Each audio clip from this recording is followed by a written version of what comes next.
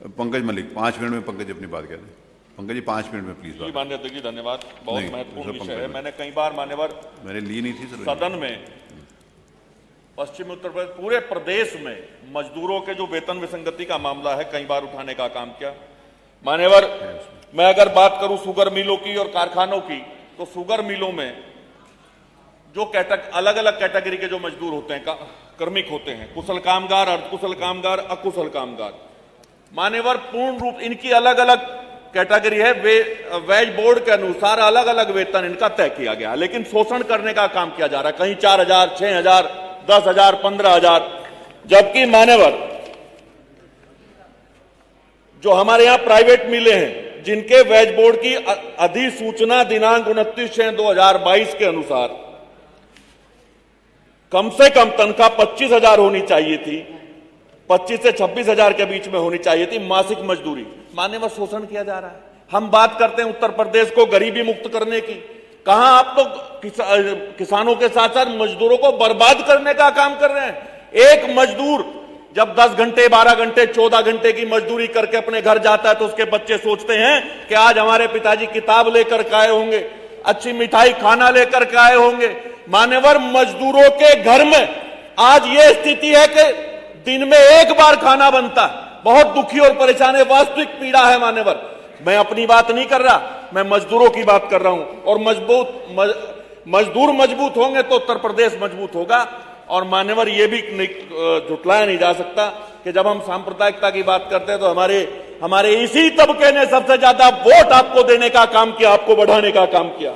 मान्यवर उत्तर प्रदेश की चाहे शेर मऊ मिल हो, खाईखेड़ी हो, बिड़वी हो, सहारनपुर की गगलहेड़ी हो, ऊन हो, शामली की टिकोला हो, शामली हो, रोहाना हो, 10 से 15,000 देकर के मजदूरों को निपटाने का काम कर रहे हैं।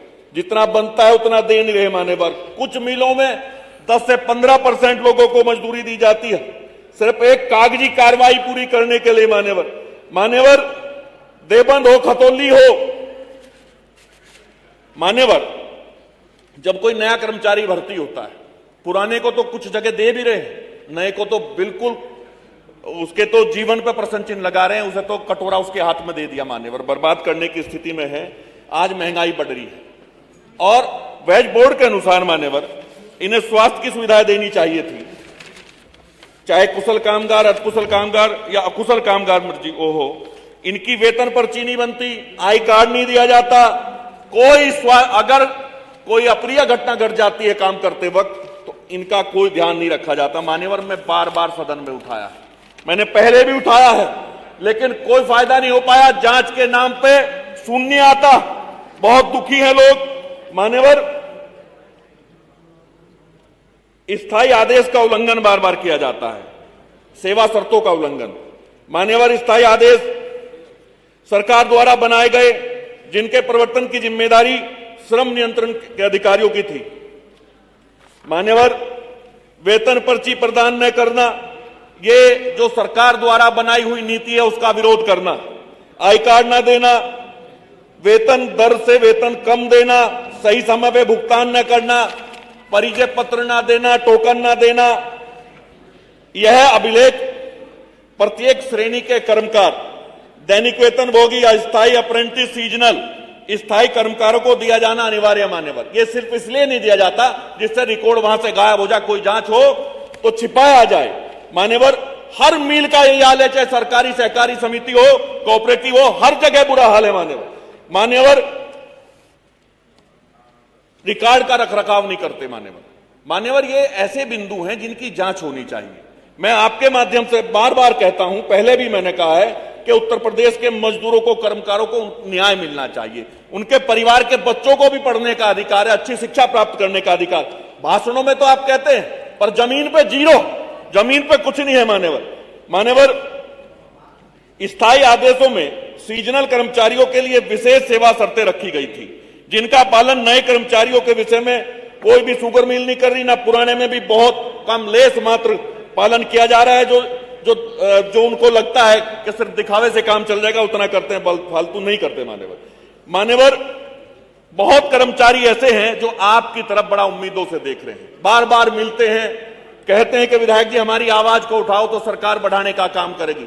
और माननीय मंत्री जी, मैं आपको कहना चाहता हूं कि बहुत बड़ी बात नहीं है। आप पिछली बार जब मैंने उठाया, आपने कानपुर के उद्योगों का उदाहरण दिया था माननीय, और इससे कोई उद्योग कम नहीं होगा। मैं सच बता रहा हूं, पिछली बार जब मैंने उठाया तो बहुत सारे मिलों ने जहां 5,000 दे रहे थे वहां 11,000 देने का काम किया। देनी 25 थी, पर आपके दबाव में, मेरे प्रयास से आपके दबाव में बढ़ने का काम हुआ। अगर आप मजदूर की पीड़ा समझ लेंगे तो लाभ हो जाएगा। मान्यवर, स्थायी आदेशों के अंतर्गत कारखानों में भर्ती के समय प्रपत्र कैब प्रत्येक श्रेणी के कर्मकार का भरा जाना अनिवार्य। मान्यवर, किसी का नहीं भरवाते। पहले इस प्रपत्र की प्रति कर्मचारी को दी जाती थी, एक अपने कार्यालय में रखी जाती थी। नहीं था, लेकिन मैंने आपकी बात सुन ली। मान्यवर प्लीज पूरी मान्यवर 5 मिनट बोला, थोड़ी सी बात रहेगी। अच्छा, मैं एक चीज कहना चाहता हूं, सारी बात आ गई। मजदूरों का शोषण किया जा रहा है, आप कह रहे हैं मैं बैठ जाऊंगा, पर मैं उम्मीद करता हूं कि मंत्री जी का जो जवाब आएगा वो जवाब ऐसा होगा कि वास्तव में आप एक जांच करा देंगे तो अच्छा रहेगा। मान्यवर, मैंने पहले भी अनुरोध किया था नियमों में ला करके कि इसकी, अगर मैं गलत कह रहा हूं तो विधायकों की सम्मानित सदस्यों की एक समिति बना करके उसकी जांच करा लीजिए। मान्यवर बहुत थोड़े से प्रयास से काम हो सकता है, कोई कई हजार करोड़ रुपया इसमें नहीं लगेगा। मान्यवर, मैं उम्मीद करता हूं कि आप मेरी भावनाओं को समझेंगे और समझेंगे कि मैं गरीब के आंसू पोंछने का प्रयास कर रहा हूं। उम्मीद करता हूं कि सही जवाब आएगा। आपने इस महत्वपूर्ण मुद्दे पर बोलने का मौका दिया, मैं धन्यवाद देता हूं। माननीय मंत्री।